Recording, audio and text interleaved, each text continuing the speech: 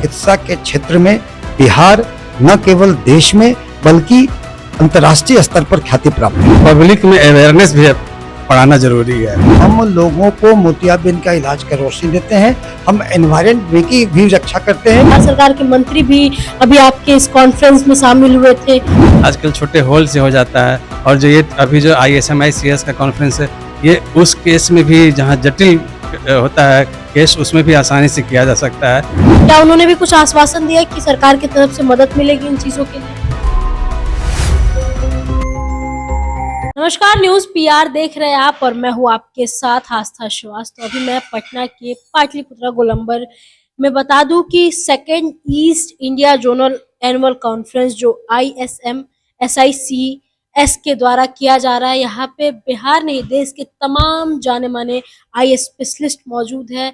उसी में से एक हमारे साथ सुनील सिंह जो JDU के प्रवक्ता भी है और पटना के जाने माने आई स्पेशलिस्ट, उनसे बातचीत करेंगे।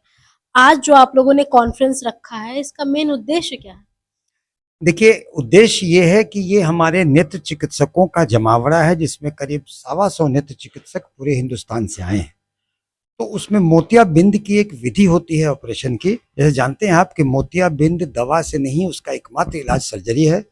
और सर्जरी में जो उसका एक विधि है, विधि में जैसे देखें फेको विधि चलता है। और ये MSICS, इसमें क्या है कि आपको लागत कम है, इंस्ट्रूमेंट की जरूरत कम पड़ती है, लर्निंग कर्व ज़्यादा है, हाई वॉल्यूम हो सकता है, सुदूर क्षेत्रों में हो सकता है।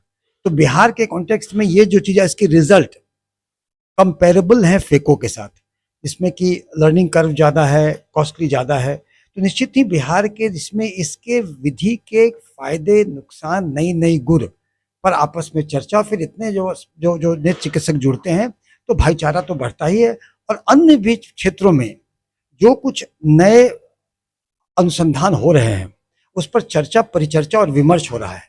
और यही हमारा मकसद है कि हम लोग नए नए तकनीक, आधुनिक तकनीक और गुर का याद करें, साझा करें, जनता तक पहुंचाएं कि जनता को नेत्र चिकित्सा के क्षेत्र में बिहार अंतर्राष्ट्रीय स्तर का हो।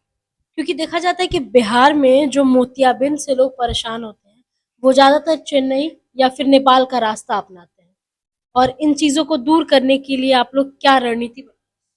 गए वो दिन जब मोतियाबिंद के ऑपरेशन के लिए बिहार के मरीज कहीं जाया करते थे। मैं भी दिल्ली का मौलाना आजाद मेडिकल कॉलेज का प्रोडक्ट हूँ, डॉक्टर नागेंद्र एम्स दिल्ली के प्रोडक्ट हैं।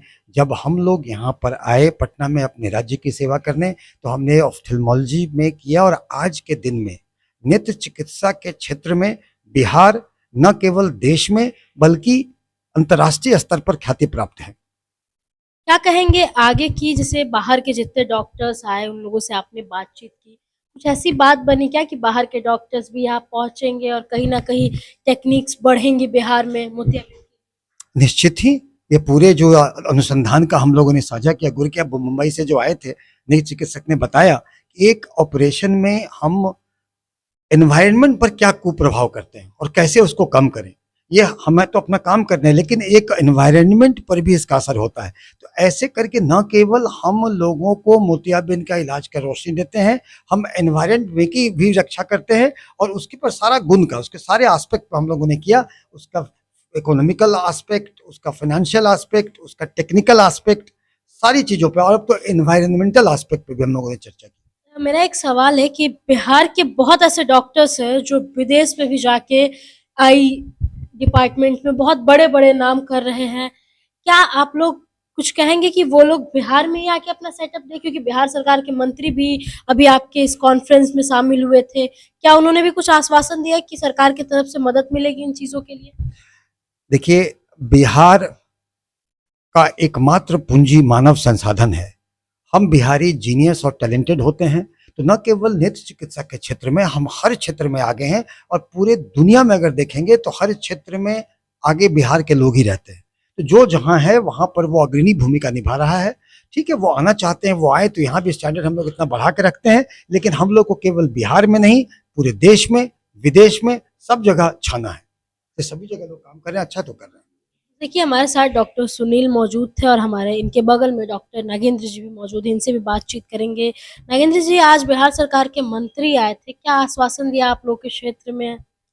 और आश्वासन तो बहुत सारा मिला है उनसे हम लोगों को, और उन्होंने कहा कि जितना भी जिस तरह का भी आप चाहिए हमारे क्षेत्र में, चाहे बिहार के किसी भी क्षेत्र में, आप कैंप करके लगा सकते हैं, सेवा दे सकते हैं। और पब्लिक में अवेयरनेस भी बढ़ाना ज़रूरी है।